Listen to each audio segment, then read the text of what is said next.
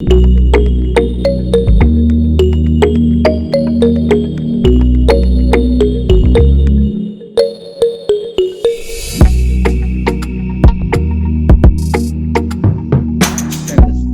we're looking at the second anniversary of Kampala killings, where we've not seen the accountability, and it's 2 years later, and there's been lots of developments that took place. But also, before we can get into that, on the 16th of November was also the first anniversary of the twin blasts in Kampala that targeted the Central Police Station and along Parliamentary Avenue. We lost 5 people, including police officers, but also there have been calls that government had promised to compensate them, and nothing has been done in that regard. There have also been cautions. If you remember, there was the twin blasts during the World Cup, and World Cup starts this weekend. So there's been call for vigilance to avoid a repeat of the 2010 Lugogo twin blast that left over 75 people dead and several others injured by twin blasts at Lugogo rugby grounds and Ethiopian Village restaurant. Now, as we go into commemoration of these anniversaries, as we look back at what happened, today's focus is basically on the killings that happened in Kampala in November 2020, if you remember correctly. And I think the other day, we saw that lots of opposition leaders were in Nairobi. They met in Nairobi demanding for justice for the victims. We're also calling for a compensation. It was reported, if we all remember, compensation was some days later. The president, came forward to talk about that particular event, and he promised compensation for the families who had lost their loved ones. But up to now, it is reported nothing has come yet. Now, if I can put it to you, lady and gentlemen, are we going to keep commemorating these anniversaries? I want to begin with you, Miriam. Are we going to continue commemorating these anniversaries? And then what? I think commemorating anniversaries is not like a celebration per se, but it's revisiting the trauma that the society has. The people who lost their relatives, the pain is continuous. But for us, I think to look back into that is to remember them, to honor them, and to remind ourselves that bad things have happened and we haven't made any effort to compensate or to minister justice or to right the wrongs which have continued to hurt our society, which have continued to destabilize our country. So as a country, what's the way forward? What can we do? It's not like we can't do nothing, but why are we doing nothing? And as Ugandans, it's our duty as citizens to really always look back, so that, because these things can re-happen again, can even be more worse, because the causes that created them then are still there, and we haven't put in any effort to make it better or to correct the mistakes that happened then. So commemoration, yes, and we should even be doing much more. We need accountability, Lynn. Yes, indeed, we need accountability. And the leader of opposition in Parliament, Mathias Mpuuga, actually, put down a letter. He wrote a letter in regard to the 18th and 19th November riots here in Kampala. Ambassador Henry Mayega, with all these unfortunate incidences happening in the country, or have happened in the country, as the government, it has come forward to promise compensation. It has come forward to promise, bring the appropriate, I beg your pardon, the killers or the crimes, or the criminals, rather, I beg your pardon, to book. And up to now, it has not been done. we have no accountability. And this is no isolated case, by the way. We've had several instances from way, way back. We have never had accountability. No one has said so and so is responsible, and so we have put them in prison, or we have, justice been given to them. Is there something we are missing, really? Well, thank you very much, Lynn, for yet another opportunity for us to speak about these things.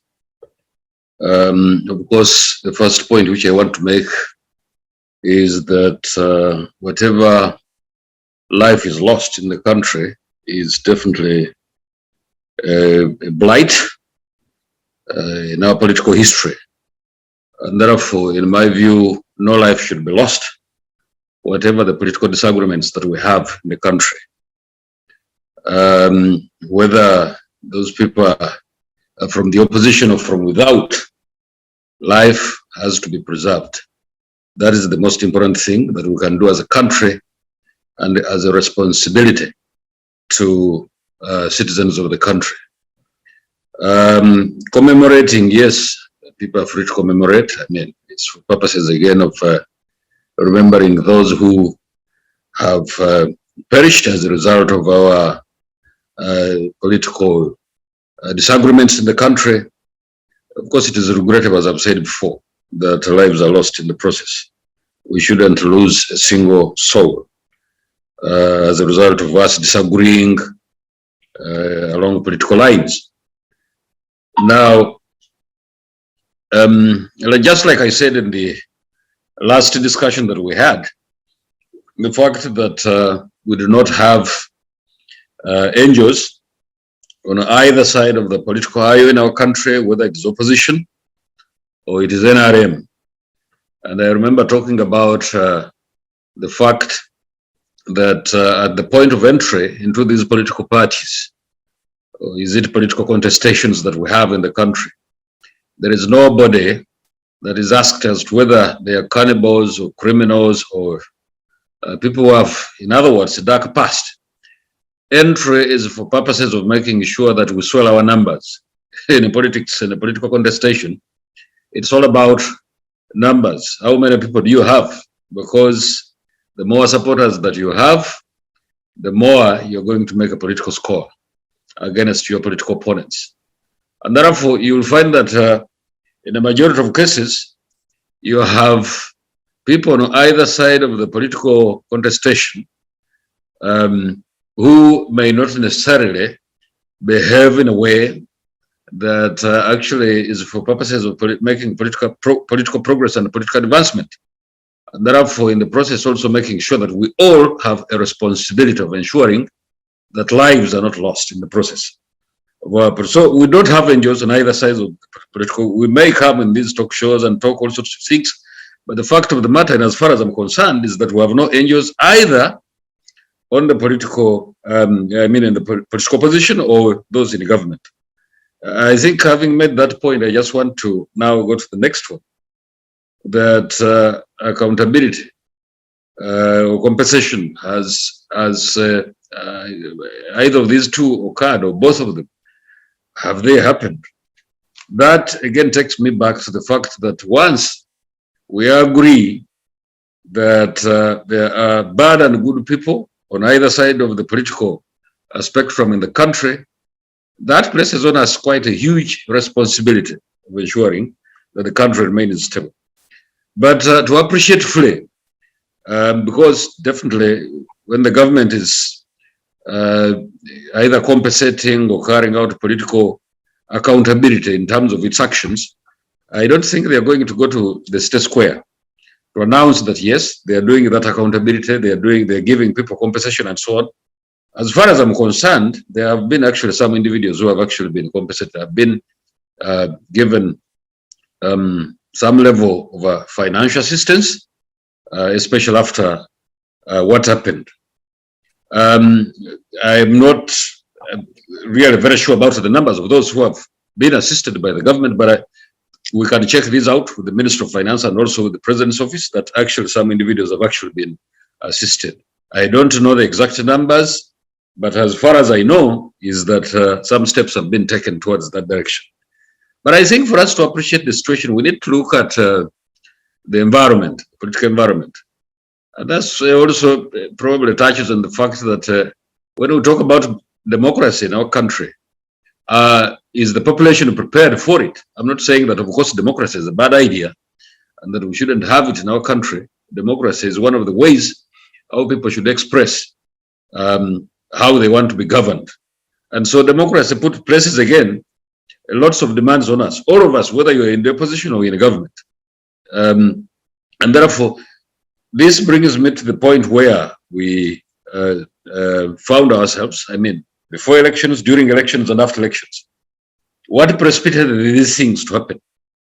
How did these things happen? How did they manifest? And what were the consequences? Of course, the immediate consequences were that actually many people were maimed, quite a number of people were killed in the process. But what precipitated these things? And that's what brings me to the point of us becoming as responsible as possible. Because if all of us become responsible, then it will be possible that we avoid circumstances that create an environment where lives are going to be lost. Because if people decide, for instance, to erect illegal roadblocks, if people decide, because I'm told that even in some of the buildings in the city, others had arrows and bows and they were shooting them at the security forces. And vividly, everybody remembers how that policewoman was killed. I mean, was hurt in the process when somebody from the opposition, or should I say from NUP, because the rest of the opposition shouldn't be lumped together with the NUP, people who have been misbehaving on the streets of our city and in many other places. Who was that lady, that policewoman who was being hammered? Somebody was using a hammer actually to kill her. And when you do that to the security forces, what do you expect? Are they going to massage you? And therefore, it's extremely important for us to appreciate the fact that as we carry out these political actions, we need to be extremely careful so that in the process, even if we disagree politically, we have to behave. I mean, there were so many stories of how women dressed in yellow were being beaten, illegal roadblocks, torching of roads, and so on. And all these invited action from the security forces. So let's try as much as possible to avoid those kinds of circumstances that create an environment of violence in the country. I know we are not definitely going to agree completely in terms of political affiliation. That is not going to definitely happen because I see it even in other countries. And Miriam, where you are in the US, these things sometimes manifested by way of violence and all these kinds of things. And so we must try as much as possible as political leaders to ensure that harmony, even if we disagree politically, exists, and so that we can preserve the lives of Ugandans as much as possible. Because we politicians, because for me definitely I haven't gone for elective politics, but the politicians always prefer to go, for instance, and mobilize people to carry out protests without involving their family members. That they always dodge. And the preference is that you should always use other people's children in terms of you making a political point, engaging in protests, carrying out violence, and so on and so forth. And of course, the security forces will target whoever is involved in these kinds of things. Politicians are extremely selfish because when it comes to mobilizing people for riotous actions, they don't take their families into these things. Thank you very much. Uganda recently was at the 75th session of the United Nations Convention on Torture, and represented by the Honorable Attorney General Kyomugasho. He said that Uganda does not condone torture, and state actors implicated in rights violations do so on their own and against the law. Now, it was a two-day defense in just over last week, 10th November, thereabouts, the other week. And he informed the UN in Geneva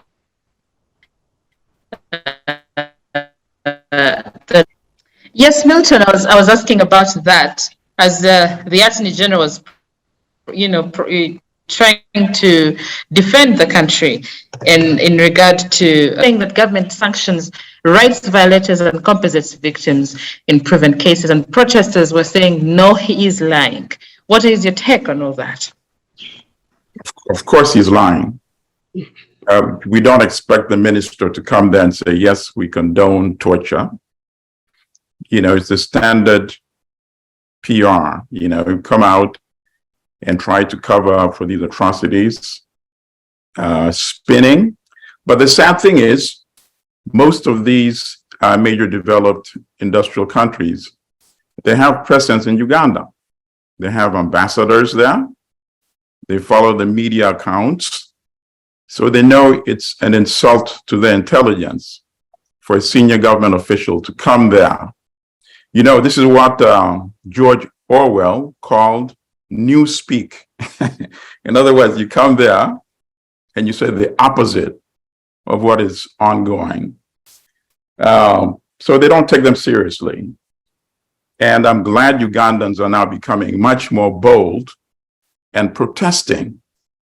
And I'm glad that protest got coverage, because then it invites some media who are not familiar with the situation in Uganda to come to this protester and ask her the reasons behind the protest, and then get some response and do some investigation. So I'm glad that Ugandans are highlighting these incidents before the world, and that are now getting the proper media attention that they deserve on behalf of the victims of these atrocities. And that is also why the Conference on Human Rights in Kenya was very critical. It did a number of very positive things. It brought the top leadership of the country's opposition together to highlight these atrocities. So we had Dr. Kiza Besigye there speaking on these atrocities. We had, of course, retired General Muntu speaking on these atrocities. And then we had the president of NUP and the actual legitimately elected president of Uganda, Bobi Wine, speaking at this conference. And I like one of the things that Bobi Wine did at this conference. He challenged international media. He said, there was a time where you supported the regime of General Idi Amin in Uganda. It was because of your support that he survived for that long, and that at some point you withdrew the support. It was at some time that you supported President Mugabe in Zimbabwe. It is only when it seemed he was going against your interest that you withdrew your support and you were tired. And then he posed the question, when will you be tired of this dictatorship of General Museveni in Uganda? He said, without your support, he would not survive. And then he also thanked the media for covering these atrocities and said, in fact, many of us are alive today because of the attention that media has highlighted on these ongoing atrocities. So this conference was very important. Many Kenyans attended, including senior Kenyan individuals. Martha Karua attended and spoke about the need for Africans not only to always look back and condemn the atrocities we suffered under colonialism, but to also similarly condemn atrocities committed by Africans against other Africans. Let me also address the issue of compensation. Nobody has been compensated, according to the many people who testified at this conference. And that was the most important thing at this conference. The victims of these atrocities, the survivors and their families, were able to speak for themselves. The victims of torture were able to speak for themselves, because as you know, as we speak, there's ongoing kidnapping of people in Uganda. When you say the word drone in Uganda, it is not similar to what we think of as drone in other parts of the world. It is the vehicle used by state operatives, unmarked vehicles. This is what we used to have under General Amin. Unmarked vehicles who come and kidnap people and then take them away to be tortured or to be killed. And in fact, NUP has said that at least 12 of their supporters who were kidnapped 2 years ago are still missing. So when it comes to the issue of compensation and accountability, we know that these are just public relations. No serious action will be taken. And why do I say this? Who has been compensated for the Kasese massacre? Who? That was in 2016. Why would they be compensated when the people who commit these atrocities are promoted? Remember what happened after Kasese? General Elwell was promoted, and the dictator himself, General Museveni, boasted in an Al Jazeera interview that he ordered that action to take place.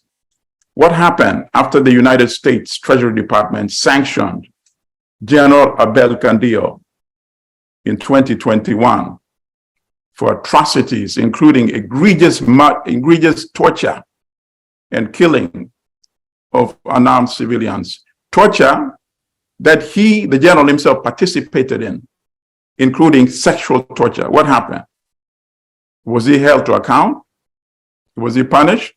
Of course not. The opposite happened. He was promoted in the police force. So all these actions are now being highlighted before the world. And that is why that conference in Nairobi was so critical and very important. And that is why we have to highlight these things with such events and commemorate. And as Miriam said, these are not celebrations, but these are highlighting the atrocities and also bringing some attention to the survivors and their families. So thank you for that question. Right. Thank you, Milton. I hope I'm a bit clear now. Okay.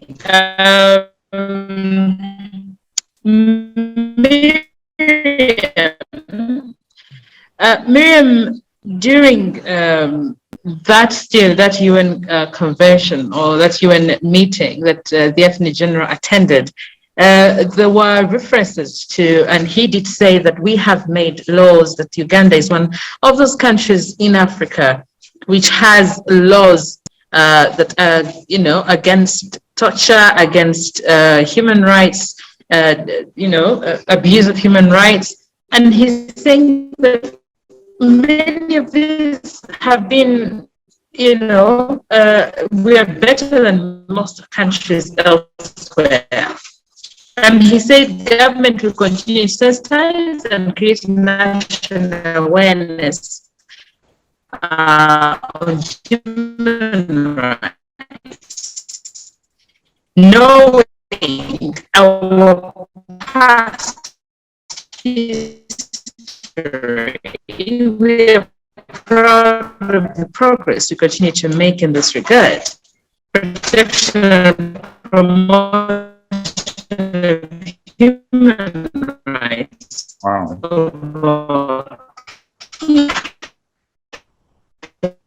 Lynn, I'm sorry, we can't hear you. And this, he says, is not because of any pressure. Good for our people and just informed you with the recurrent accountability. Miriam?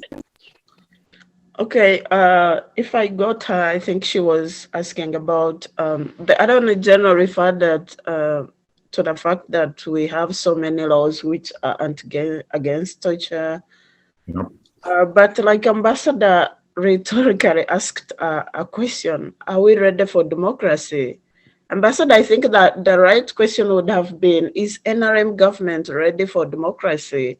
Because the laws can stay in the books, they are there. We actually have some of the most progressive laws, even though we have another couple of them which are very autocratic. The autocratic are implemented, then those which are to protect the Ugandans are abandoned on the shelves where they are gathering dust. And if the government is not willing to account to the people, if the government is not willing to follow the laws and be lawful, nobody is going to implement the laws, however good they are. They will be useless to the people. So the anti-torture law, yes, is in the books, but who is being charged with that law? How many Uganda security forces have you seen being punished for torturing Ugandans. A few days ago, General Muhoozi tortured Kakwenza, or ordered the torture of Kakwenza Ruchirabashaija, who is a writer. And in a few days, we saw him getting promoted. Like Milton said, whenever you torture Ugandans, it's like Museveni says, hey, come here, you are the best officer out there. So here is your promotion. When the November killings of 2020 happened in Kampala, the BBC journalists took time to put together a documentary which covered the killers, the police on the police van, Uganda police uniform, and their names are so clear. Their commander is so clear. The head of we all know the head of Uganda Police Force. We all know who gave the orders to these officers to go and shoot. Has any of them been prosecuted? Nothing. The then IGP is still the IGP. He hasn't been brought to account for that torture and the murder of Ugandans in cold blood. The then Assistant IGP, General, I think Brigadier Sabiti, was instead promoted or taken to another sector instead of being punished. So we all know the perpetrators. We know those who order the torture, but instead, those are the ones who are being promoted. And if Museveni boasts of torturing and killing Ugandans, you definitely bet nobody's going to bring them to books. So the laws will be there in the books, but who is going to bring justice to the people? Who is going to administer the process of prosecuting the perpetrators of torture of Ugandans? And we all know them. They are security forces. They are in uniforms. All the uniforms bear their names. They have a chain of command.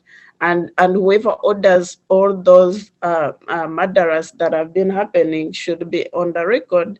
General Erwer, we all know him. He's now the main commander of UPDF. And if their policy is for killing Ugandans, you bet we will soon see another massacre happening. And they don't only kill Ugandans, but they kill for Ugandans, for those who oppose or try to come out and challenge the dictatorship of Yoweri Museveni. So who is going to administer justice to the Ugandans, the victims of the dictatorship? Are we going to see a degeneration of our country to the case of Idi Amin, who was on wanton killings, and nobody was, no law or no Ugandan could bring him to account for all those murders? And what would be the way forward for the rest of us? Are we going to go back to the bush? I mean, that repeat the history. Is that the way forward for Uganda? Will NRM government be able to check itself and say, hey, enough is enough? We are going the Kasese massacres. I mean, these killings have been happening. We remember when General Kihula was the head of police, there was a hooligan force called Face, which is part of NRM supporters. And Ambassador Mayega, you referred to riots and said, hey, these people riot and cause chaos, they beat up a policewoman. But if you know our history very well, the Uganda police would put the so-called Chiboko squad and all hooligans on the street to cause chaos and blame opposition. This is on the record. So how would we know that even when the November killings were happening, this was not hooligans planted by the government to beat up the people and claim this is our opposition and give them the so-called justification to go and murder people? But even to make matters worse, they were not even arresting or murdering the so-called torturers. However, nobody deserves to be murdered for even beating anybody. The police system should be, the law should be, you get arrested and charged for the crime you've committed. And that's what is proper accountability. So whether you are opposition, whether you are a Uganda Security Force officer, if you torture anybody, if you commit any crime, the proper channel should be you're brought to book and you are taken to court and you face your charges there. That's the proper way, not kidnap, not being beaten or shot to kill or be killed in cold blood, like what we see, what we saw the Uganda Security Forces doing on November 2020.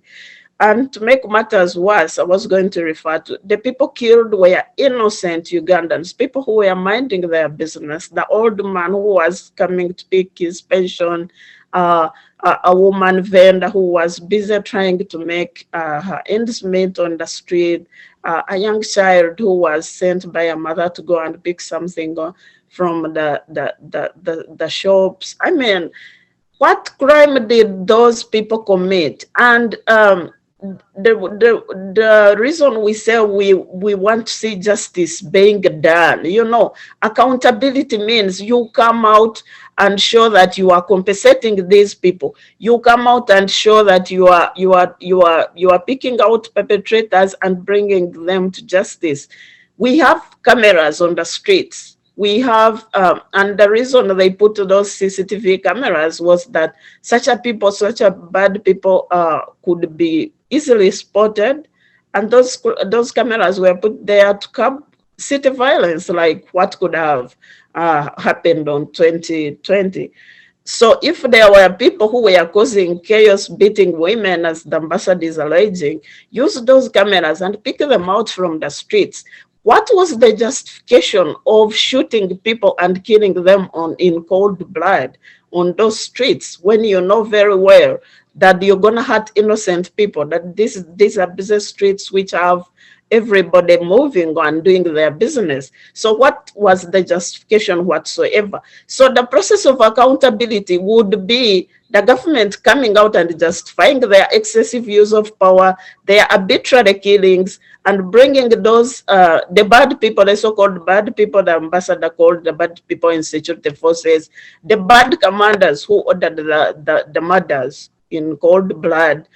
Even Museveni, the commander-in-chief, should be resigning because the chain of command, the buck stops with him. Has he come out to account to Ugandans? That's the accountability we are talking about, Lynn. Oh, sorry about that. My apologies again. I think you're tired of my apologies by now. I don't know how far you've gone. I don't know if Miriam, you had the last question I gave. We're looking at why we keep running back and giving excuses of our past history.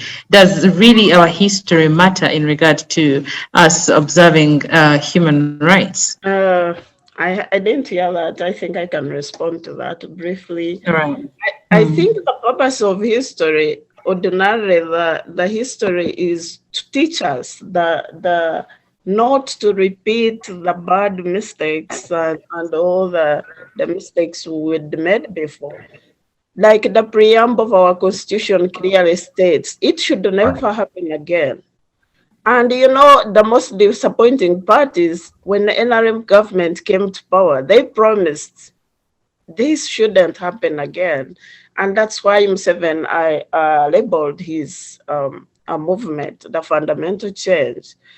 And then now looking back with hindsight, with the advantage of hindsight, you wonder what change has really happened. I mean, okay, we've made some little progress, like, okay, we have like a professional army and sometimes they can do a few things right, but when it comes to politics, when it comes building democracy, when it comes to avoiding the dictatorships and excessive use of military force, we haven't moved any far from our previous regimes.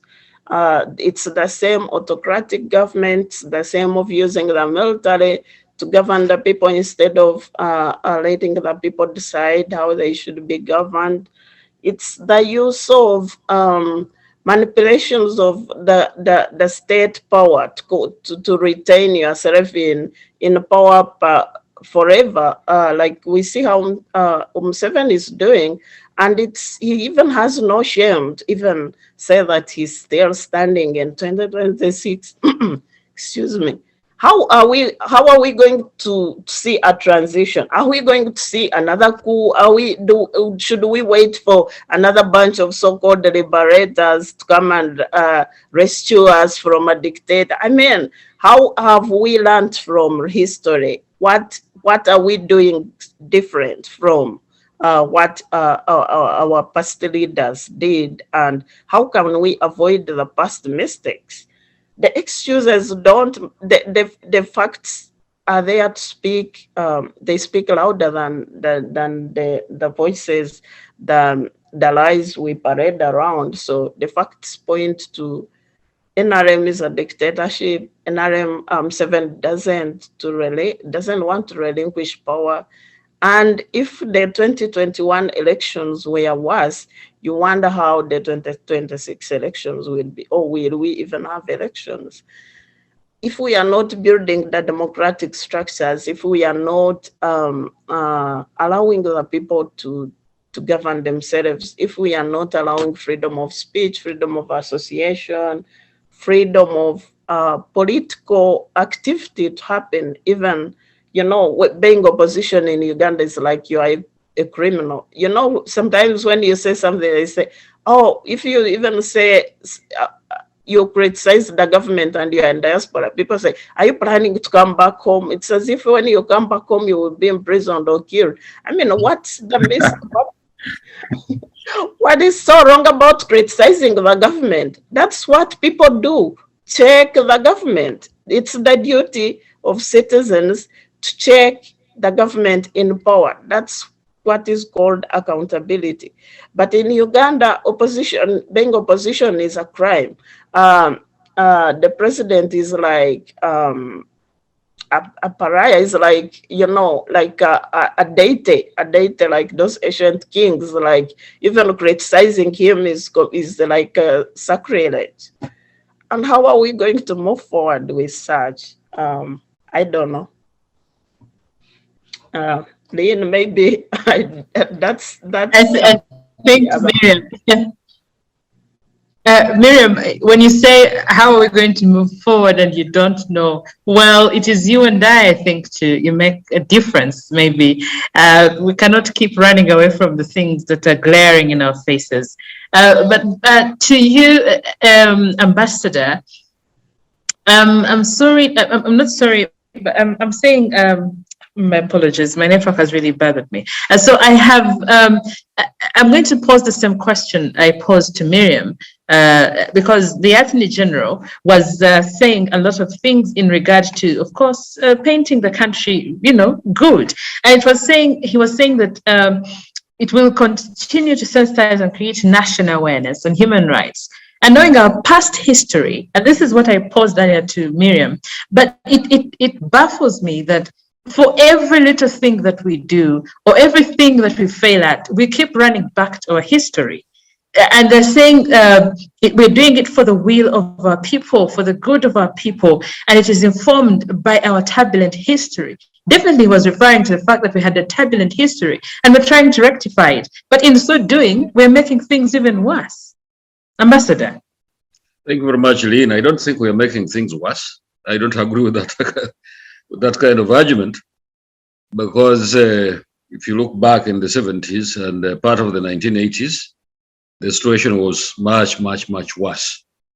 I know some will not agree with me, but I think I've lived in that country for long enough to make comparisons between what was happening in the 1970s and the early 1980s and what's happening right now in the country. And I'm also aware that the administration of Yoweri Museveni has actually put in place a number of pieces of legislation and bodies, actually, institutions, whose job it has been to ensure that respect for human rights in Uganda is as sound as it could be. Of course, you'll always find deviations, just like in any other country. In the US, where Miriam, you are, I see scenes on TV of human rights violations. And I wonder, because the US, which I know, has had democracy for the last 250 years, but still they grapple with respect for human rights.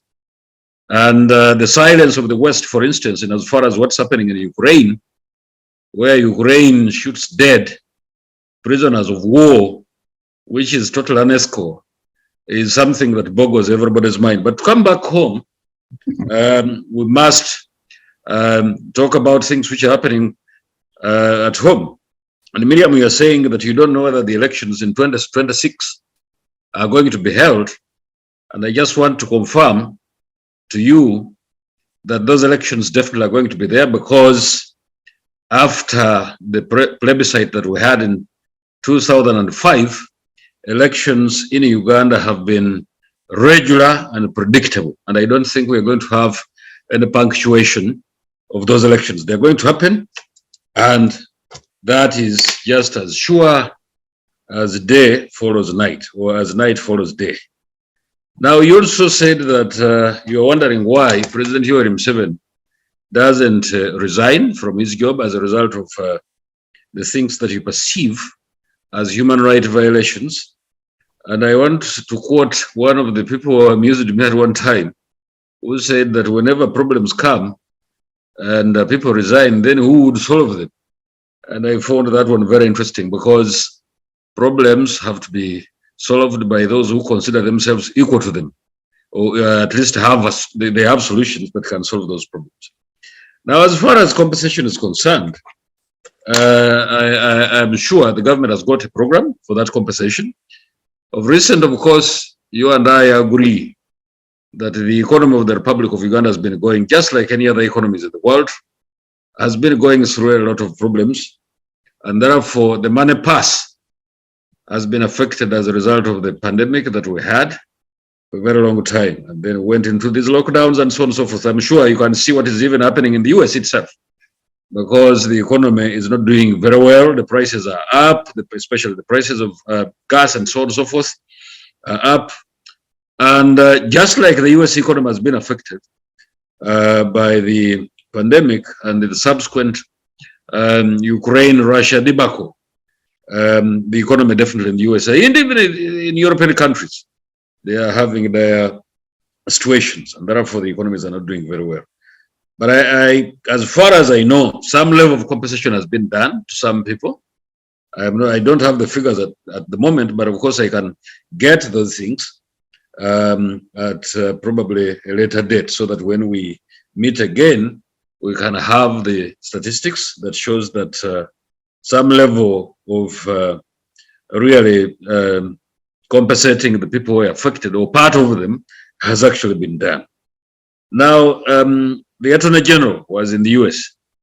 I am one of those who don't believe in traveling to the Western capitals in order to explain myself. But of course, I don't begrudge the Attorney General going to the US to talk about human rights violations. And for that matter, I think it was before a panel of the UN, which is okay. And I think he ably handled the subject, because he said that it is not the position of the government of Uganda to torture its citizens.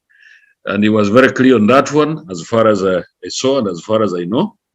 But of course, you'll always find some wayward, probably officers in our security forces who will do this or that without the sanctioning of the government.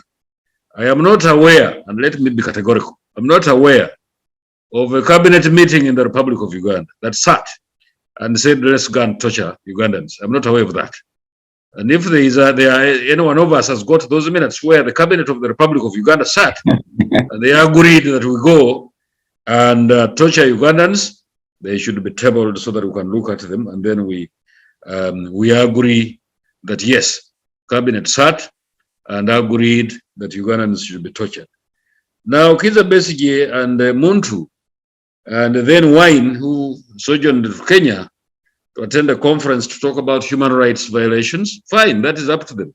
And that is okay, because there is free movement within the East African region. People can cross the borders and they go and talk whatever they want, and nobody's going to stop them. But what amuses me is that these individuals came back to Uganda, and they absolutely nobody scratched them, as it used to happen in the 1970s and part of the 1980s, where if somebody went for an international conference and talked against the government or the governments, then probably they would lose their lives as a result. But besides that, he's a basic element specifically. I can ignore Wine because he's just an upstart who came to the political scene the other day. But Kiza Besigye and Muntu are part of those who brought the Yoweri Museveni administration into power. So if they say that Yoweri Museveni and his government are the worst thing that happened to the Republic of Uganda, why did they bring it? Because they should have seen in advance that they were bringing actually a devilish kind of institution or government that Ugandans wouldn't deserve. So they were part of this. Because they are, the two people cannot convince me that they wallowed in the mud together with those who are in charge of the country. And then they come out of the blue and then they say that the situation is actually very bad. This group which came is so bad and so on and so forth.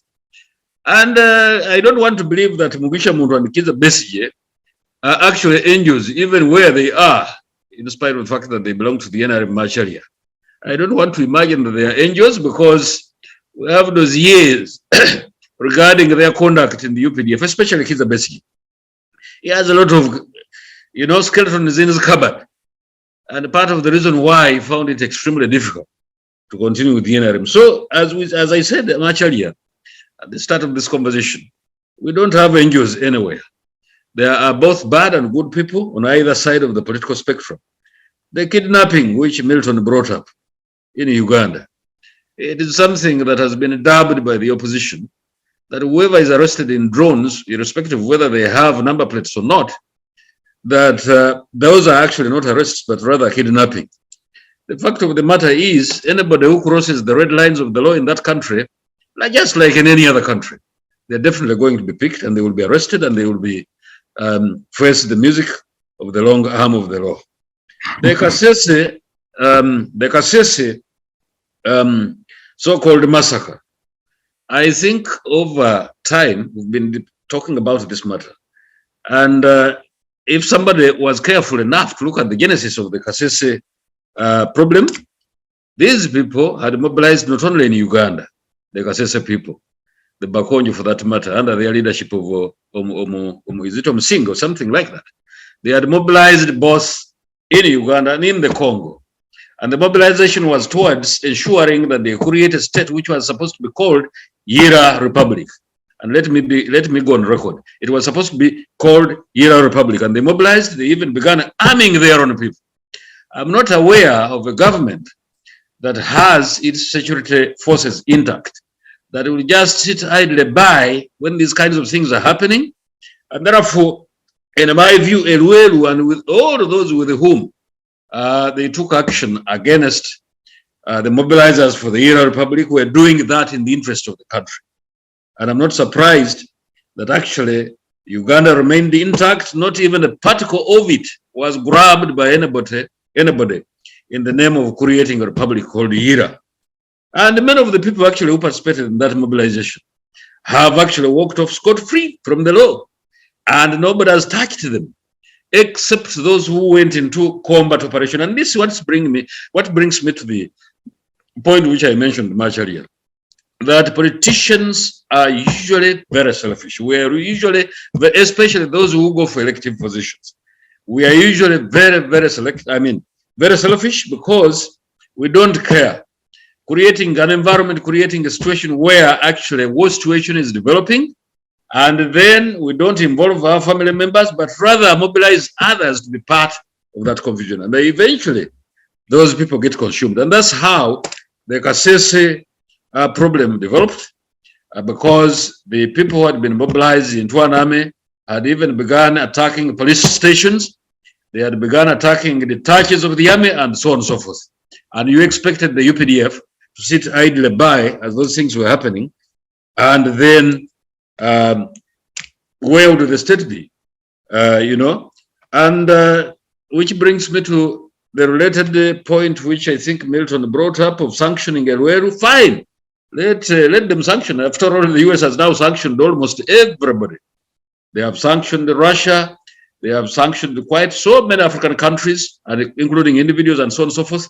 Let them go ahead and sanction, because that is within their realm to sanction whoever they think has not pleased or has not worked in their interest. So they can sanction Elweru, I don't think Elweru is dying to go to the US. I don't believe so, because in my view, Elweru was serving the Republic of Uganda to ensure the integrity and the sovereignty of our country.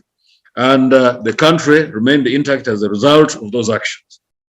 I'm not, of course, at liberty to mention some other issues. For the moment, I think I can stop there and then listen into the others. Let me also talk about the transition that Miriam was talking about. Yes, transition, fine, is okay. In my view, transition is a continuous process. It's not something that you can conclude in a day. Sometimes it takes a short time. Sometimes it takes much longer. It is incumbent upon us as Ugandans to ensure that there is some level of transition, whether it is within the political parties or outside the political parties, in which case that would be at the national level. But let's make an assumption that actually President Yoweri Museveni is making so many mistakes by staying in power for longer. And which brings me to something that happened between 1979. And I hope Ugandans remember that within that space of time, barely a year, we changed the heads of state 5 times. 5 times, and at a debilitating cost to human life and poverty. I mean, and so on. So we had Idi Amin. We had Idi Amin as president. He was removed, and then we had Yusuf Rule. Then from Yusuf Rule, we had Binaisa. Then we had we had Milton Obote, and then General Okero Rutua. So if transition is what we aspire to have, fine, we can debate that. But in my view, transition, and I believe that the rest of the panelists today are referring to a transition where Museveni probably leaves the power and then it's given somebody else, which is okay for as long as that goes through the democratic processes that we as laid down by the Constitution of the Republic of Uganda. I would agree with that one. But otherwise, if the transition we're talking about is at the national level, and therefore President Yoweri Museveni probably has to leave the political stage, I think we have a process that we go through. First of all, we who are part of the NRM party is going to sit and select or elect their own presidential candidate, just like the rest of the political parties are at liberty to elect whoever they want to contest in those presidential elections or general elections in 2026. So I don't see a situation where if Ugandans decided to remove Museveni through ballot, and they mobilized, for instance, by the opposition coming together like they have always done, except that they have been actually aggregating weakness rather than bringing on board actually strength, so that they can rise to the occasion of probably tilting the political balance in the country and then probably repress President Yoweri Museveni. So transition, in my view, is a continuous process. It will continue for as long as we are committed to it. And I don't want to imagine that the bottom of the tub is out of it. We can still work it out. I mean, but it has to go through the political processes. Thank you very much. Thank you, Ambassador, for that. Milton, while the Ambassador spoke, you were either laughing or giggling or you were making some sound. I don't know if that was some form of a response to what he was saying. You will clarify on that. But also now, Bobi Wine and Dr. Besigye, in that Nairobi meeting or press conference they held, appealed to the international community to join hands with Ugandans in such times as loss of lives during a political activity, indicating that their silence could affect the way human rights violations are viewed. Now, Milton, what is the role of international community? Could their silence really affect the way human rights violations are viewed? And shouldn't we be focusing on our issues and finding solutions to our own issues as a country? Yes, we should be finding solutions to our issues as Ugandans, but we cannot ignore the fact that the dictator receives $1 billion in US support. That is a factor that cannot be ignored. In fact, one could argue that without the $1 billion in financial and military support, it would be easier for Ugandans to deal with dictator General Museveni. So we can't ignore that factor. It's not even a hidden hand.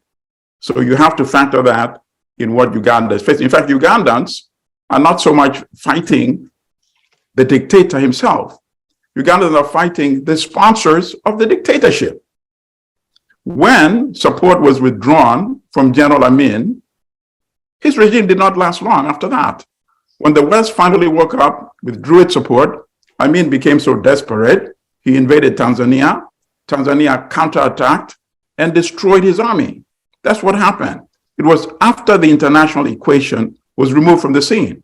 The $1 billion coming from the United States taxpayer money and the military equipment and the training play a critical and decisive role in sustaining this dictatorship of 36 years. So it is important, very critical. And in fact, I'm glad that the US was paying attention, because the very next day, the embassy in Uganda released a long tweet in response to the Conference on Human Rights in Kenya, in Nairobi. Quote, "We remember the 50 plus people killed by security forces 2 years ago today. Uganda deserves a full accounting and those responsible brought to justice. Uganda's Human Rights Act and Constitution must be adhered to, and the rights of citizens protected. Respect rule of law. Uganda's laws are clear." So now you have a foreign power quoting the Constitution, which should be respected by the illegitimate regime in place. The tweet added, Section 10 of the Uganda 2019 Human Rights Act states, quote, "A public officer who violates or participates in the violation of a person's rights or freedom shall be held personally liable for the violation, notwithstanding the state being vicariously liable for his or her actions." The tweet goes on to add, "Ugandans' rights are enshrined in Uganda's laws. We reiterate our call for accountability for those responsible for human rights violations. Accountability is key to building trust in the government." So in other words, the laws are in place, as the ambassador keeps reminding us. The laws are not adhered to, and that is the problem. As Miriam reminded us, the preamble to the Constitution states that never again. In fact, the reason why we're establishing this Constitution is that we never go back to the tyranny of the past. But what has happened? We have the tyranny of the past in play in Uganda. The Kasese massacre, the ambassador says they were facing the music of the long arm of the law. I find it difficult that a fellow Ugandan would refer to the massacre of 150 unarmed people at the palace as people who are facing the music of the long arm of the law. I don't think that was music. Those were live shots, killing women, killing children. The body is piled up. Anybody can Google and see those images. And you call that music and the long arm of the law? That is very, very regrettable. Yes, of course, violations occur all over the world, including in the United States. But the perpetrators are not rewarded. The killer of George Floyd, the police officer who put his knees on Floyd's neck for 8 minutes until he died, that killer was convicted and is now facing 22 years in jail. He's already started facing his prison time. Why don't we have those kind of actions for people like Candio, who, by the way, did not even deny that he committed the atrocities that the Treasury Department claimed he had committed and imposed the sanctions on. But in case, what happened in his case? Of course, he was promoted.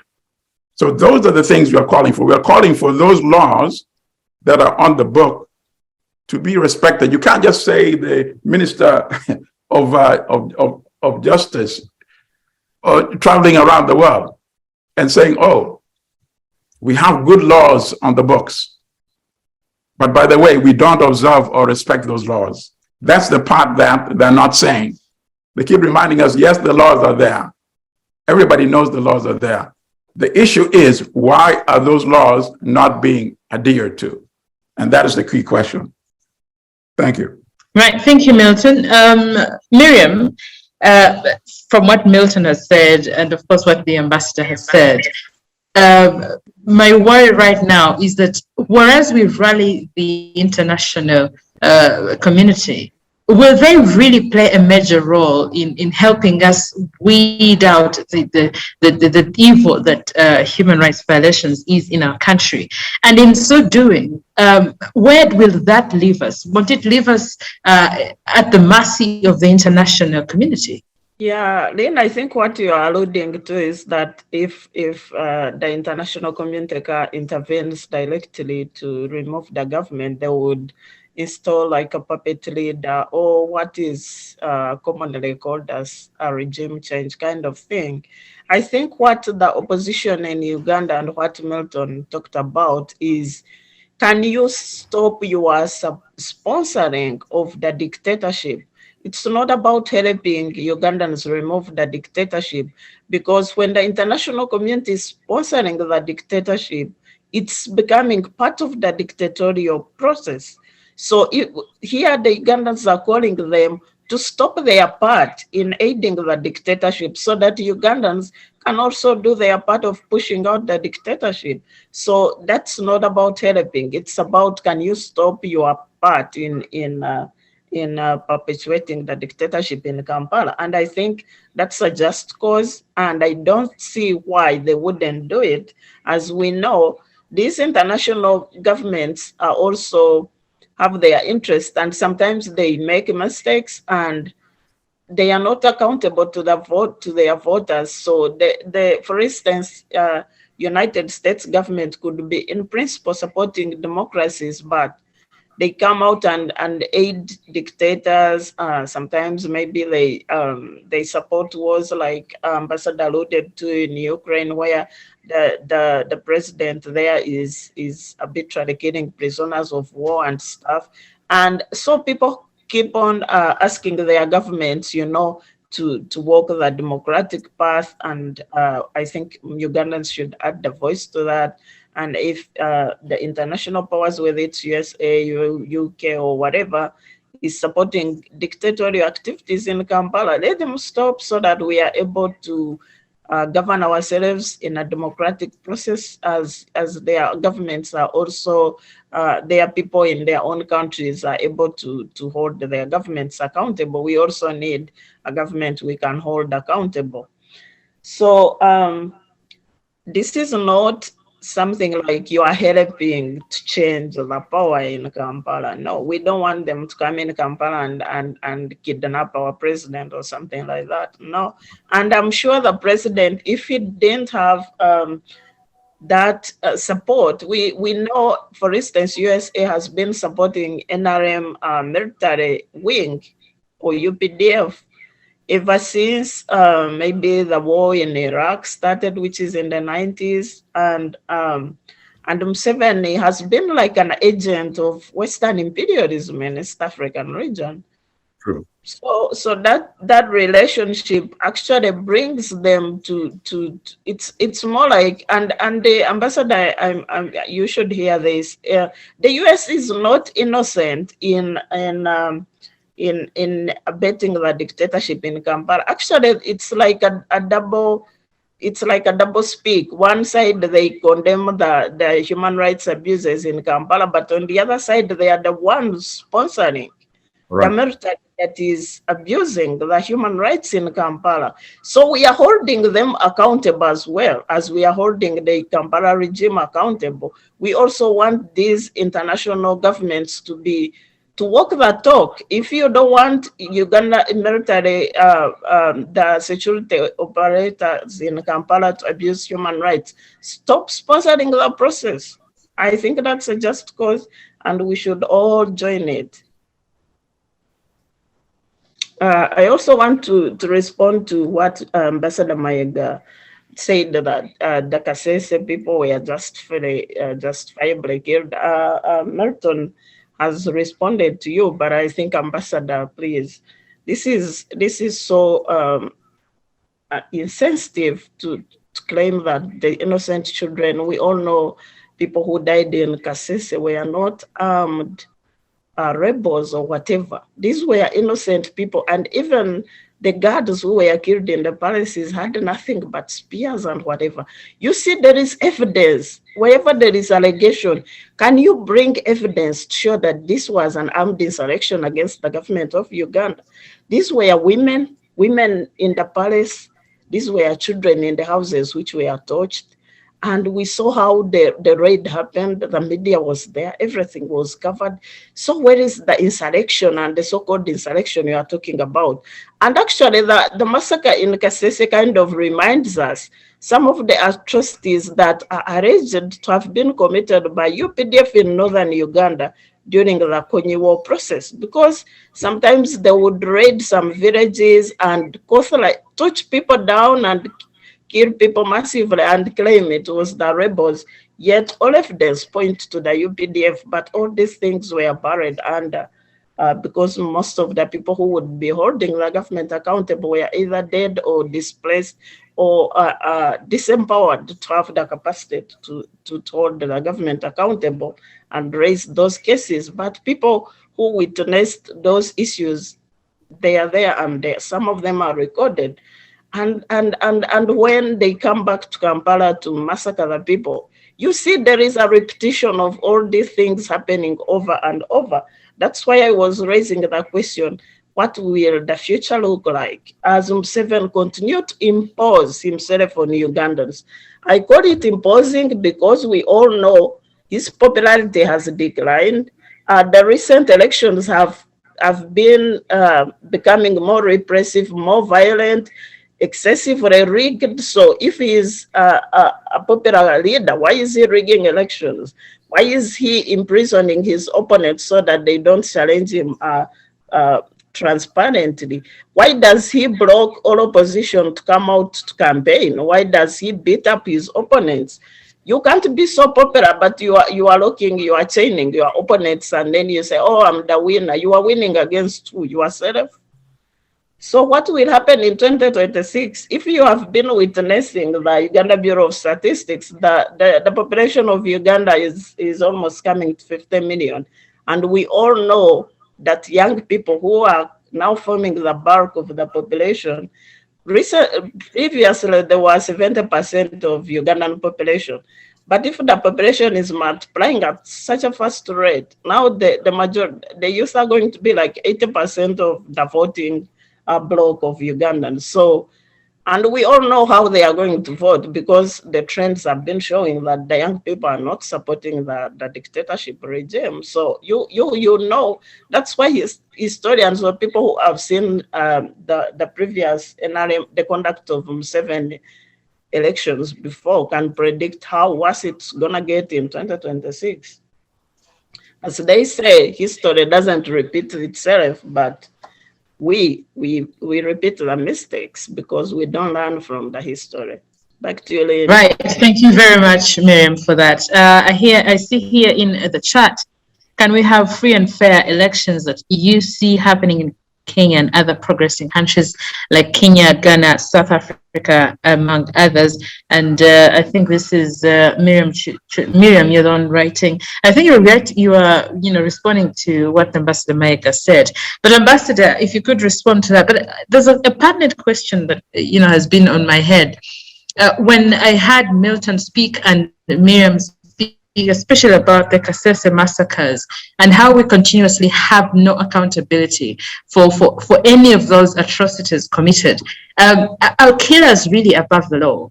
Why is it every time the military or the security operatives are involved in these atrocities, for some reason we have no accountability? We have no one, giving us a story of what happened. In Kasese, for example, up to now, I still think it was like a movie somewhere because we don't have any details of what happened. And you're talking about Yira Republic. Who are these Yira Republics, It is very disturbing. Are killers really above the law? And are they Ugandans for that matter? Because they subscribe to the Constitution and we're supposed to get this accounted for. Yes, Lynn, can I respond? Yes, sure. Thank you very much. I've said over and over again. I remember one time we had the Honorable Winnie here on this talk show, and we were talking about these things of Kasese. Iran Republic was a real thing that was in the offing. People thought that they would carve out swathes of land from Uganda and then the DRC, and then the created Republic of People who speak Rukonzo. Let me be very categorical about this one, because many times people assume that this information, because it is not widely saturated in the public domain, that actually it is some fertile imagination by the government of Uganda. It is real that people from across the political border, the Bakonjo in Congo and the Bakonjo, some, not all of them, but elements within the Bakonjo in the DRC and elements of the Bakonjo in Uganda, thought that they would have this, republic, Yira Republic. It's not really something that is just imagined. It was real. And so there was that massive recruitment of people, not only in Uganda, by the way, but also from the DRC. Let me now give you some ink, like they would say in Uganda. People were recruited from across the political borders and the political border between the DRC and Uganda in order to join the army that would then fight its way out of the two countries and then form the Yira Republic. And therefore, when the government of Uganda responded to that by deploying the UPDF, and quite a number of people, by the way, also from the DRC were killed, because many of the bodies that were there were not even claimed. Nobody knew them in Kasese. Nobody knew them.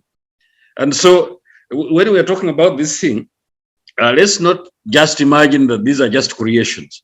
So it was real. It was just as real as that. Otherwise, if, like, just for purposes of an argument, Busoga at the moment has not, or the Basoga have not created a rebellion in the country, but should they decide tomorrow, do you think in a government, whether it is that of President Yoweri Museveni or any other person, can just go to Busoga and begin shooting all over the place because they think that this is time for just shooting without any cause?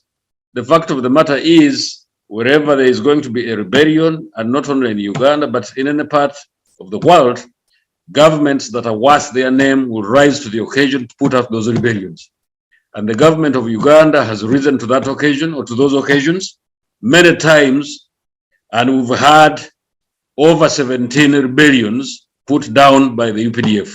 And I can assure you, if there is any new one, it will still be put down. We can settle our political differences by having these kinds of discussions, by making sure that democracy develops as much as we think it should, but it is also a responsibility for all of us. But when people pick up guns and they think that they can fight in the government, not only that of Uganda, definitely the security forces of that country will rise to the occasion and make sure that they put out that rebellion. So, but Lynn, you're asking a very important question. Kasese and so on, accountability and so on. In my view, although people are not going to agree, the people who led that, of course, quite a number of them were arrested, and they answered for their crimes, and that was part of the accountability that was done.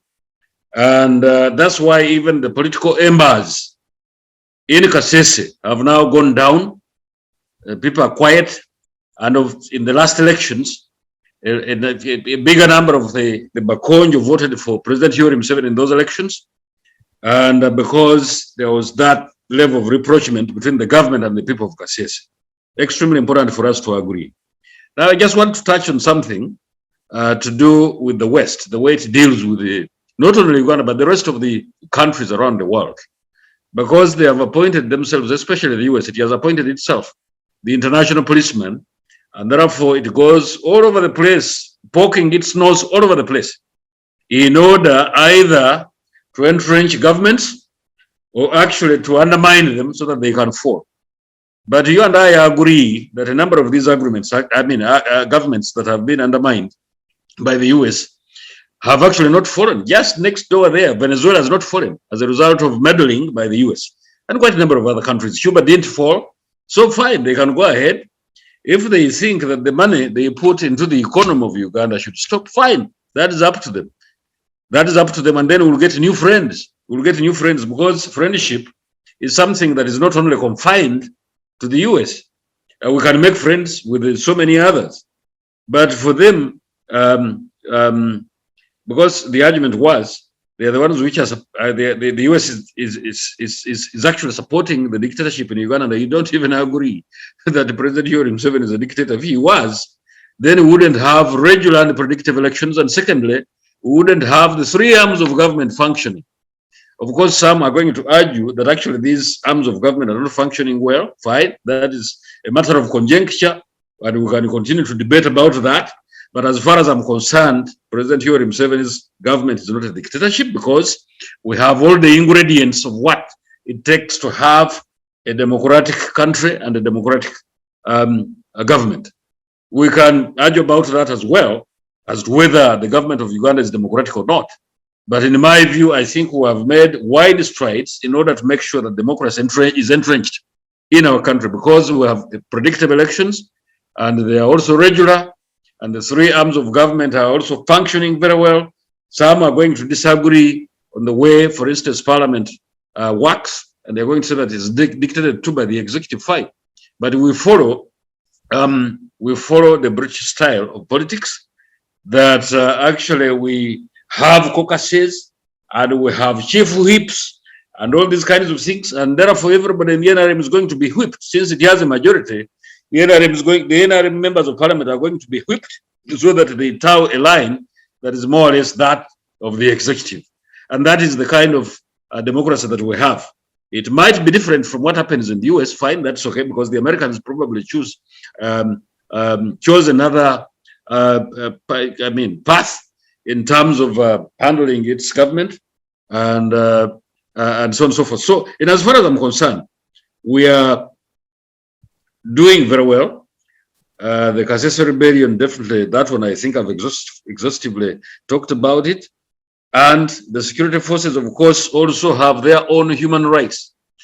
We don't only speak about human rights of us civilians, myself, Miriam, yourself, Milton, and Lynn, but also the human rights of the security forces. If somebody is going to attack them, they are going to respond. The best we can do is not to attack them, but engage politically, in my view.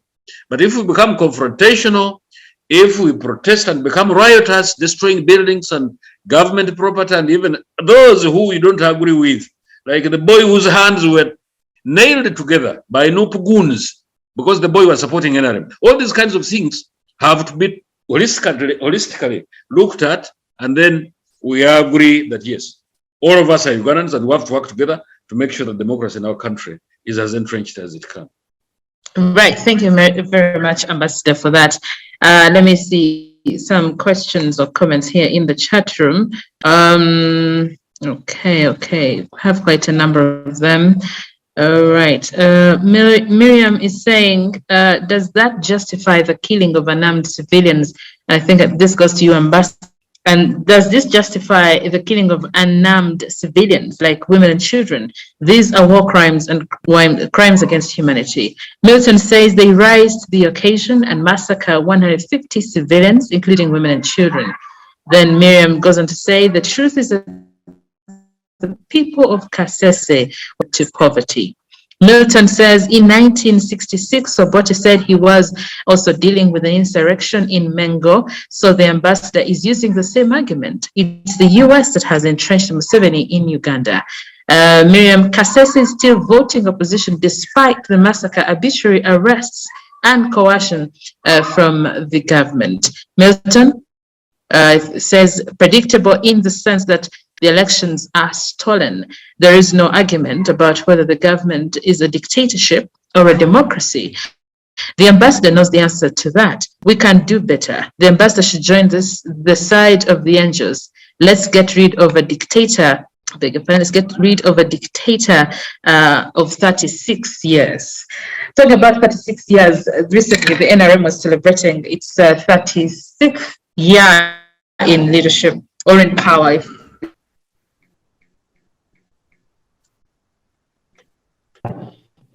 Yes, Milton. Yes. We didn't hear your question, Lynn. My apologies. I was reading what was in the chat room, and I'm thinking we have a few minutes to the top of the hour. Perhaps we could do some some responses, reactions to the different comments coming in, and also the issue of transition keeps popping in. I think one of my last questions of this particular discussion is,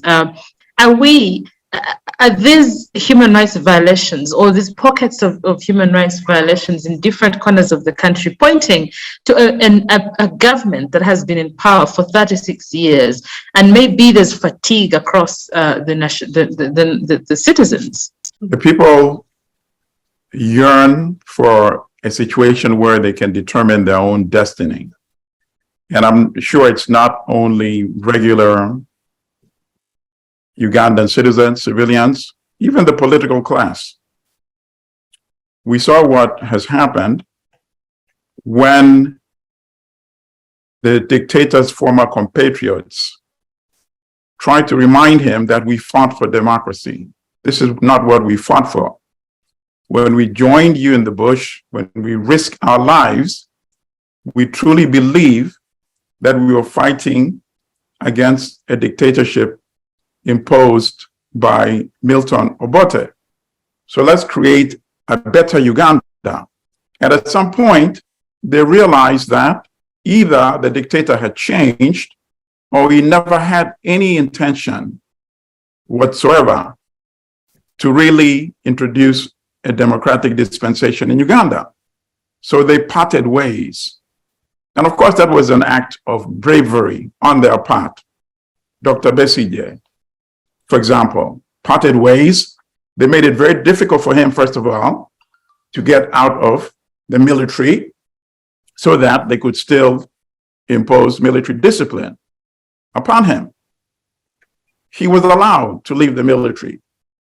He tried to run as a civilian against the machinery of the NRM, and the whole world saw what happened to him.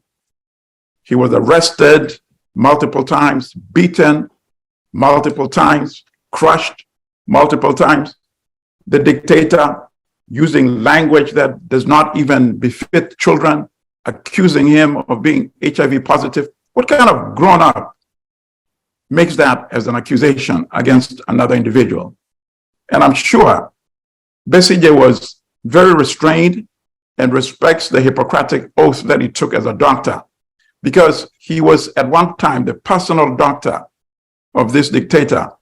And I'm sure he has many secrets about the health conditions of this dictator. But Besigye never uttered one word in response to this ugly statement about the claim that he was HIV positive. Very irresponsible. What happened to Amama Mbabazi when he tried to say, "You've been here too long. Let me try. Give me a chance"? What happened to him? He was crushed, humiliated, and forced to come back to the fold. We can do better. Other countries are moving in the right direction. Look at Ghana, for example. Ghana has elections that are not predictable. So I'm glad the ambassador said Uganda's elections are predictable.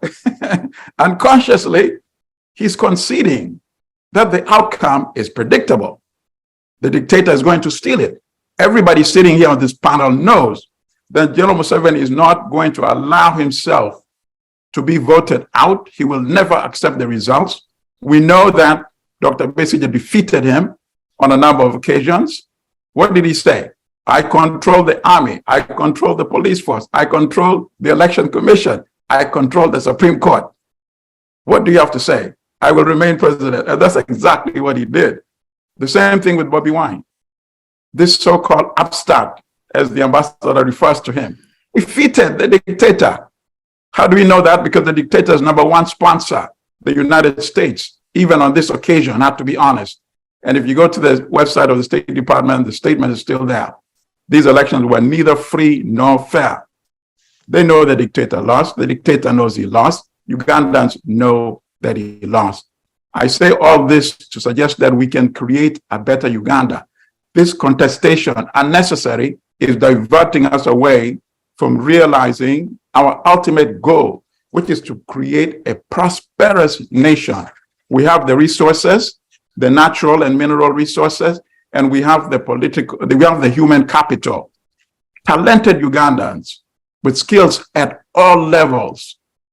So if we could bring some of that energy and just focus on educating Ugandans, improving the economy, we will be able to rise like countries like Ghana have been doing, like Kenya is doing, even Tanzania is doing, South Africa is doing, even Rwanda, with this ugly history, has managed to accomplish, even though it itself also has a dictatorship that it needs to resolve. That is what we're saying. And the ambassador knows this. Join the side of the angels. Let's create a better Uganda. Right. Thank you, Milton. As we conclude, as you head into our conclusion, Miriam, your reactions to so far what we have discussed and a possible, open debate or open dialogue on transition finally happening in the country. An open dialogue happens when there are two parties willing to talk to each other and reconcile their differences or resolve the issues in between them. NRM, ever since they've come to power, they've never been willing to have a dialogue with any of their opponents. They either coerce you into joining them or they crush you and destroy you. There is nothing like consensus. There is nothing like reconciliation. There is nothing like coexistence between different ideologies or political different groups. So coexistence and dialogue is what would be the best way for Uganda, is because we are all looking at building our nation. We are all looking at making Uganda a better place for us and the future generation. But how do we do that when we have one person who thinks that he knows it, or when we have one person, if Uganda was a bus, like he alludes to, we have like this driver who is drunk, who is even too old to start something new or different or even to change, someone who is derailing the bus and who has crashed it several times, but he insists that he's still the best driver and he would use all forces at his disposal as a president to shut out every other person trying to take over from him or trying to suggest that, hey, it's time that you step down. We have seen examples in Africa of countries who have been crushed by such leaders. Zimbabwe is one of them. We have Libya, to mention but a few. The more the dictator stays in power, the more it's like a vampire trying to drain life out of that country. The more repressive, the more oppressive the power in government is, the more opportunities, like economic opportunities, tend to reduce. Today, if you look at the statistics from UBOS about our economy has been shrinking ever since 2017. And Ambassador, the figures don't lie. Just go there and check. The number of poor Ugandans has increased. Our investment, foreign investors have declined because there is of political uncertainty. Everybody else, including ideally the people who are not Ugandans, the foreigners, everybody can tell you that the way, if we continue the way we are going, we are headed nowhere. Francis, our colleague here, used to like saying that we are busy dressed going nowhere. The Uganda of the future is out there, and the picture is not encouraging. And what do we do about that? Like Lynn asked, as Ugandans, Ambassador, whether you support NRM, I'm sure deep in your heart you're like, what is the future of this country? What type of country are you leaving behind for your children? Is this the Uganda you really, really want to see from deep in your conscience? Is this the type of Uganda you really want to see? Don't you wish you could see some political change? Don't you wish we are like Kenya, where we can peacefully change leaders and investments continue, the economics continue flowing, the education is flowing. I mean, they are not perfect, but they are getting somewhere. When we talk of elections, free and fair elections, we should be having the structures on the ground to ensure that it's not about speeches. Can we have an independent electoral commission? Can we have a well-funded, well-facilitated electoral commission which could go around the country and do civic education, sensitize the people? Can we have a voters register which is not controlled by NRM as a party? Because that's partisan and that's compromising the quality of election. We should be having an independent referee in that process, not NRM acting as a referee, as a goalie, as a shooter. It's like the one managing a process where they are going to compete with the opponents. And Right. then they are the ones to read their own results. They are the ones to appoint the head of electoral commission. I know ambassador is going to say, oh, he's vetted by the parliament. Already we know what happens anyway. So we know that this is a hand-appointed leader, a hand-appointed person from the NRM. And even most of their records, the people that are appointed to the electoral commission are really compromised. The people they appoint there are people who have had the worst records, but who can say anything. What Museveni decides is what Uganda decides ideally, and that's our dilemma. Right, Miriam, Ambassador, quickly, you have questions in the chat room, and I saw you taking notes. Let's do some reactions to those as we conclude. Yeah, 2021 elections, because according to Milton, they were won by wine. Why isn't he in office? Why isn't he president if he won them? Because not never won those elections. No, I gave you a time. I give you a time. I give you a You time. asked the question. You had all the time. You had your time. You had your time. I never interrupted you. I thought you were asking me a President question. Yoweri Gentlemen, please.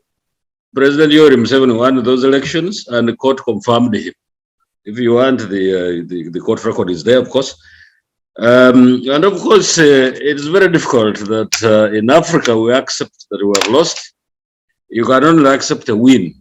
I remember in 1980, again, the same situation played out. And it's so surprising that even actually in the West, Trump doesn't accept that those elections you people witnessed there, those of you who live in the US, that they're actually free and fair. In his estimation, those elections were rigged by the Democrats.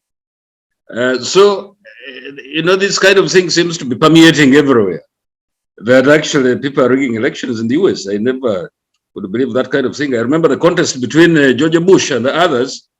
George Bush Jr., I think with Al Gore, again, there was that contestation that elections were being tampered with and all these kinds of things. Eventually, it was the court which came in and settled it. The consensus thing seems to be coming over and over again that unarmed civilians were killed.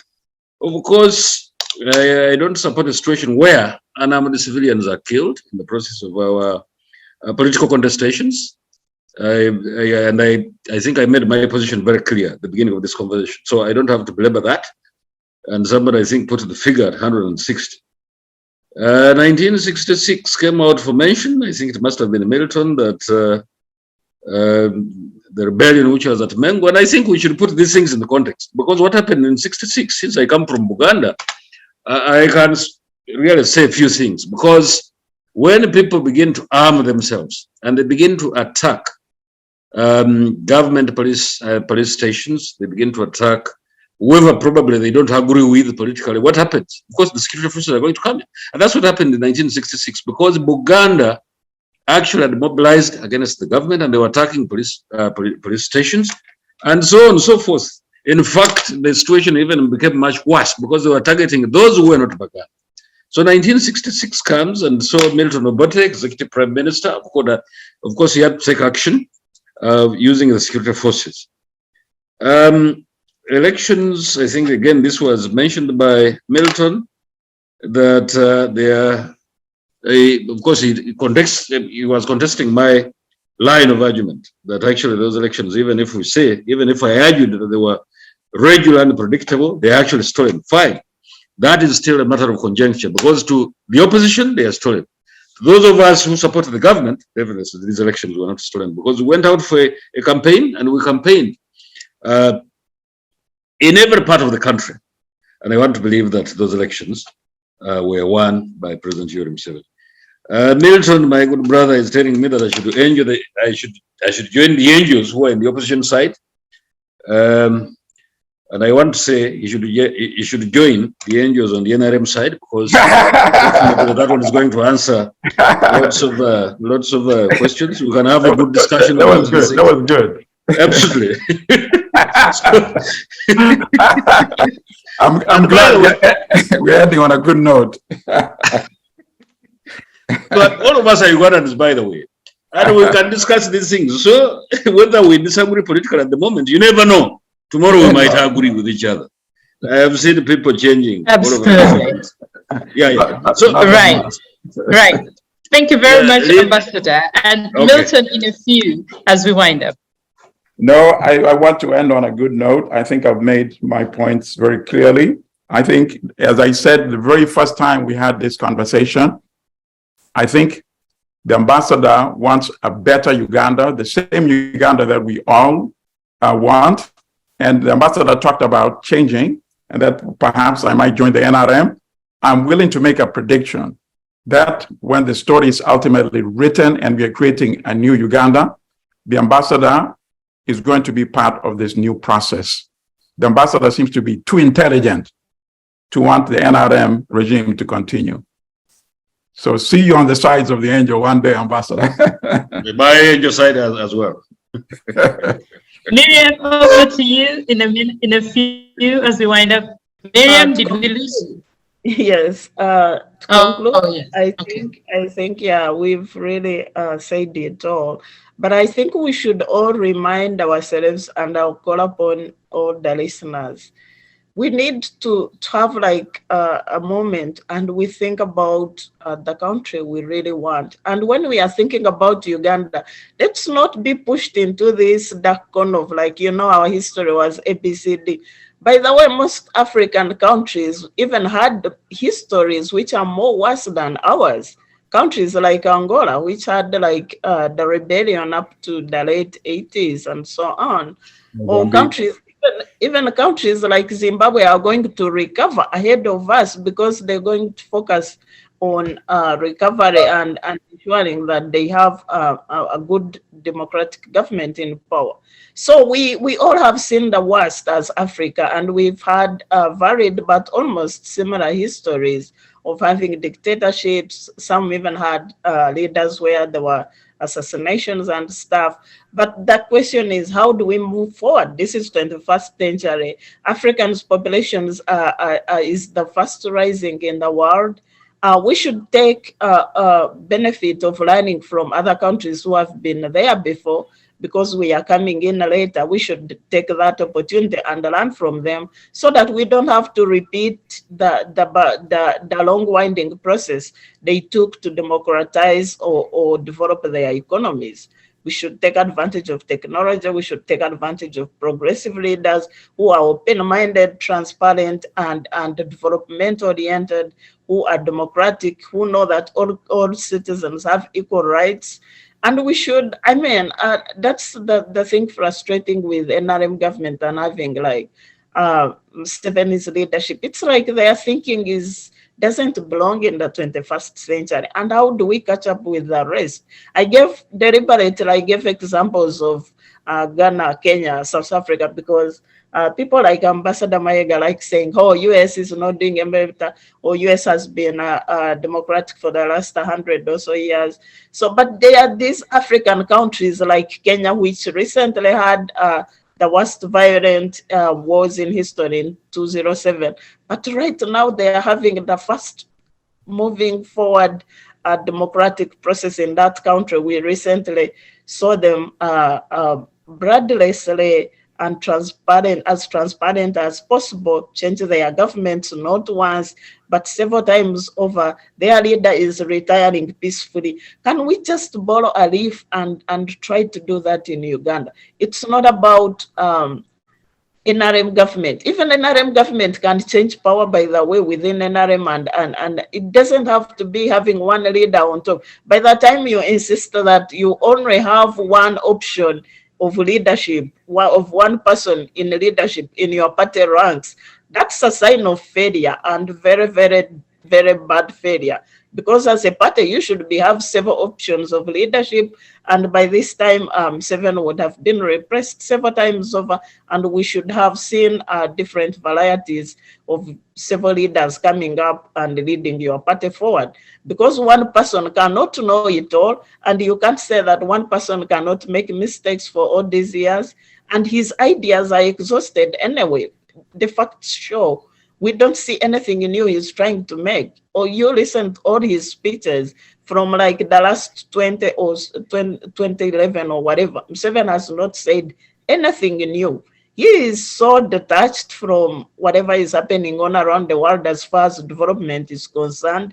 He has no idea that Ugandan population is so young and is so eager to join the global economy as fast as possible, because we are lying behind compared to others. Right now, Uganda is one of the least developed or poorest 20 countries in the world, and we've been occupying that number for a long time. Can we get out of that? Can we be among maybe the first 50 growing? First, I mean, African countries, most of them are in that category, but we see countries progressing like Ghana, like I said, like Kenya, like Tanzania have even joined the middle income. Instead, we are here fidgeting and forging records really to catch up instead of doing the real thing. We need investments, we need technology, we need infrastructure, and we need leaders who can bring that to us. And accountability, human rights to capital. Because if you don't respect the people, you cannot develop them. Wow, what an ending. If you do not respect the people, you cannot lead them. Fantastic. Thank you very much, Miriam. Thank you, Henry Mayega, Ambassador, and Milton Allimadi, for making your time this weekend. I wish you all a lovely weekend, and also look out for the World Cup. I hope your teams can win, or will win, or will be as entertaining as the World Cup always is. Otherwise, I'll catch you again next time. Do have yourselves a wonderful weekend.